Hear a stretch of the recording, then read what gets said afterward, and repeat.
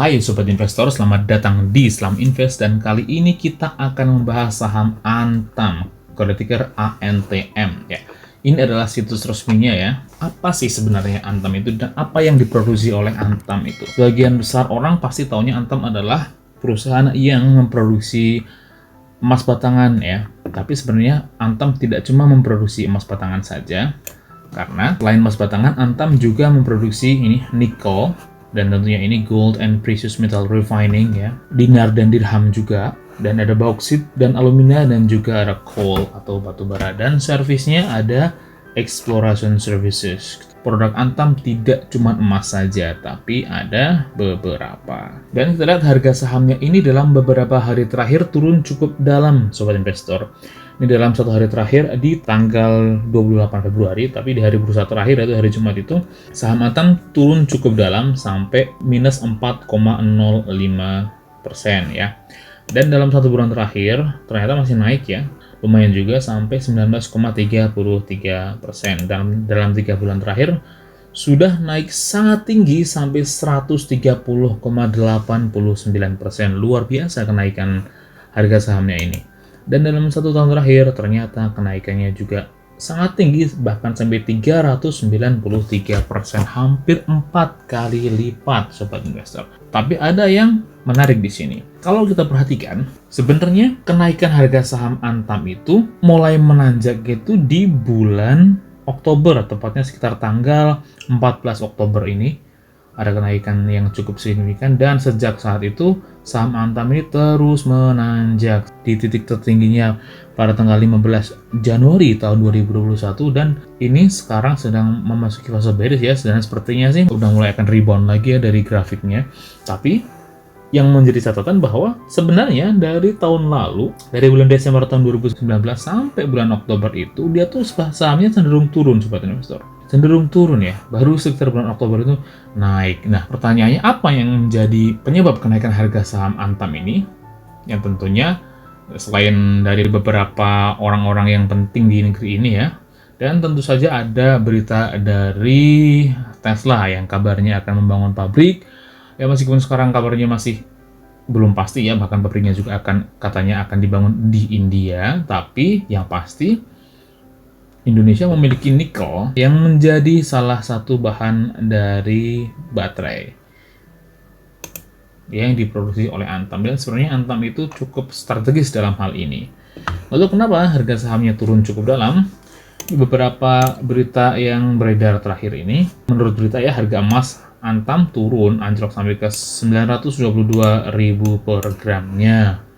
Dan juga ada ini, dan IHSG ditutup negatif, saham ANTM laris diborong asing. Nah, ternyata asing memanfaatkan kesempatan ya.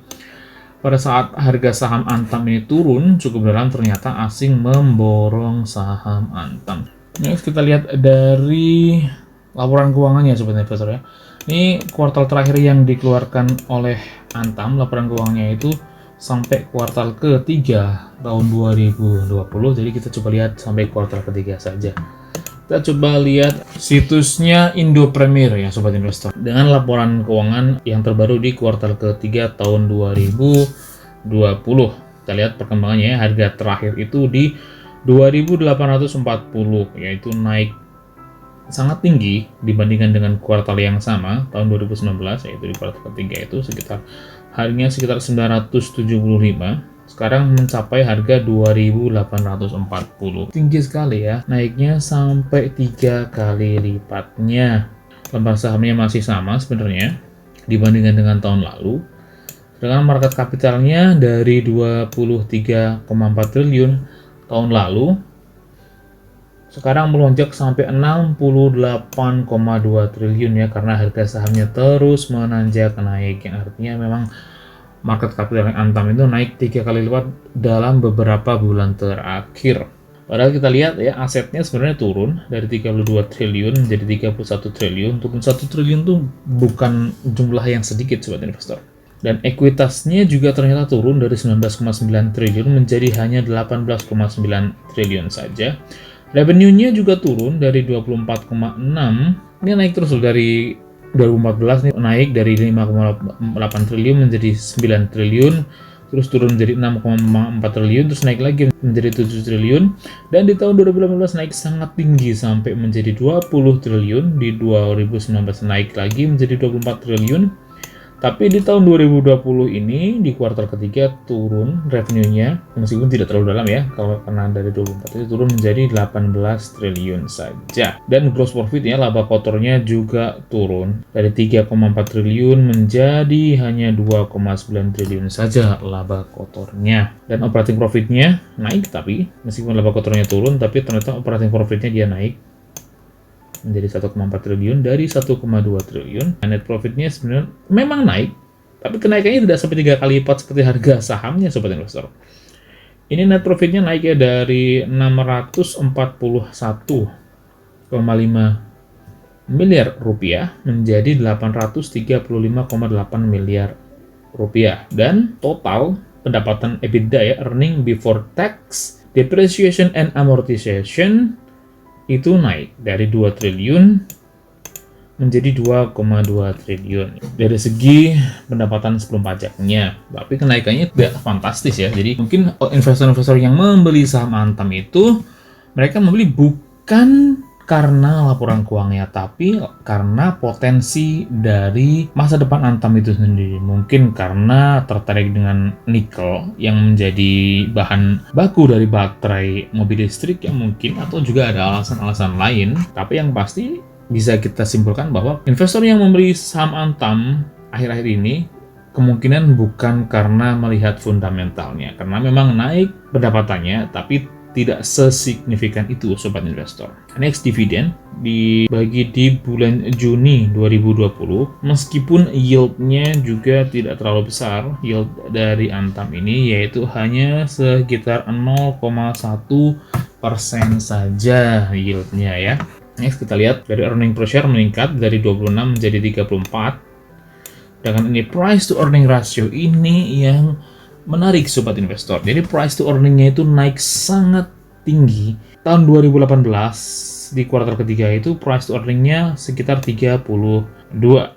Kemudian di kuartal ketiga tahun 2019 price to earning-nya di angka 36,48. Tapi di kuartal ketiga tahun 2020 itu price earning-nya melonjak sampai 81,56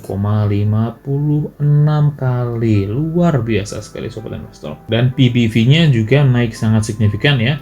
Di tahun 2018 PBV-nya hanya sekitar 1,06 kali. Di tahun 2019 hanya sekitar 1,17 kali, dan di tahun 2020 naik sampai 3,61 kali. Padahal sementara dari return on asset dan return on equity juga kenaikannya tidak sesignifikan itu. Di tahun 2019 return on asetnya sekitar 1,96%, sedangkan di tahun 2020 return on asetnya hanya sekitar 2,7% saja. Return on equity-nya juga sama ya, di tahun 2019 itu sekitar 3,22%, sedangkan di tahun 2020 naik sedikit hanya sampai 4,42% saja. Sedangkan debt to equity-nya sama ya, sama persis dengan tahun sebelumnya 0,64, di tahun 2020 juga 0,64. Jadi kesimpulannya apa, sobat investor? Kesimpulannya menurut Islam Invest bahwa sebenarnya Antam itu untuk secara valuasi itu sudah cukup mahal ya, dari PER-nya yang 81 kali, book value-nya juga sampai 3,61 kali. Kelihatan bahwa dilihat secara value cukup mahal, tapi kalau dilihat dari secara potensi mungkin akan berkembang ya. Mungkin akan terus naik, tapi untuk bisa menjustifikasi PER yang setinggi itu tuh sampai kapan, sobat investor ya? Kemungkinan dari per 36 itu sampai 81 mungkin bisa makan waktu sekitar 3 sampai 5 tahun lagi, baru per 81 ini turun menjadi per rata-ratanya. Yang artinya apa? Dari segi value investor, menurut saya Antam ini kurang menarik. Kecuali kalau sobat investor yakin sekali dan ingin menghold Antam untuk jangka yang sangat panjang, ya bisa saja, silakan saja. Antam juga perusahaan yang cukup solid dan kuat. Jadi untuk saya sendiri, saya belum tertarik untuk membeli saham Antam setelah melihat fundamentalnya dan juga dari historinya. Jadi menurut sobat investor bagaimana? Tuliskan pendapat kalian di kolom komentar. Klik like dan share jika kalian menyukai video ini, atau dislike saja jika kalian tidak menyukai video ini. Dan bagi yang belum subscribe, silahkan klik tombol subscribe dan nyalakan loncengnya agar terus mendapatkan update terbaru dari Saham Invest. Dan jika sobat investor ingin merequest saham apa yang ingin dibahas selanjutnya, silahkan juga tuliskan di kolom komentar. Oke, cukup sekian video kita kali ini. Sampai jumpa di video selanjutnya. Salam investasi.